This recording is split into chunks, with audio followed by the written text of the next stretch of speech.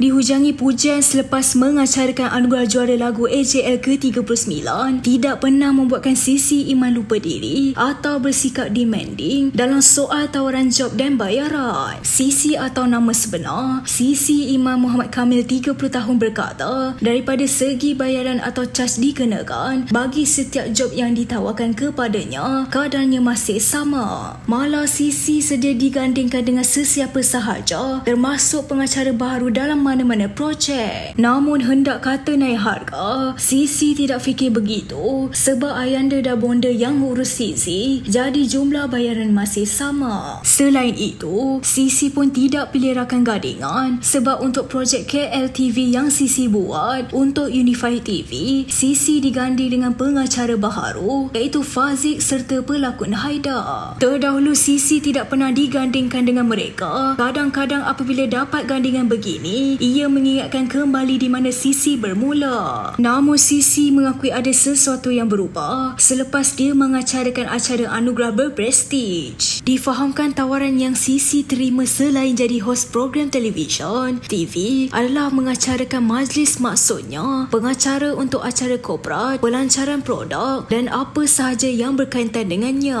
Katanya, AJL membuka peluang untuk saya menjadi pengacara pelbagai program. Jujurnya saya masih belum berani untuk terima tawaran pengacara majlis sebab belum ada keyakinan diri, terutama dari segi berinteraksi dengan tetamu. Oleh itu pada AJL 39, gadingan Sisi dan Nazruddin Rahman atau Nas mendapat reaksi positif penonton. Rata-rata peminat menganggap mereka tidak melalut, sebaliknya banyak berkongsi maklumat berguna sepanjang pengendalikan acara berprestij itu. Jangan membuat sebarang spekulasi yang boleh mencetuskan kontroversi. Apapun, semoga Sisi Iman berjaya dalam kerjaya yang dibina.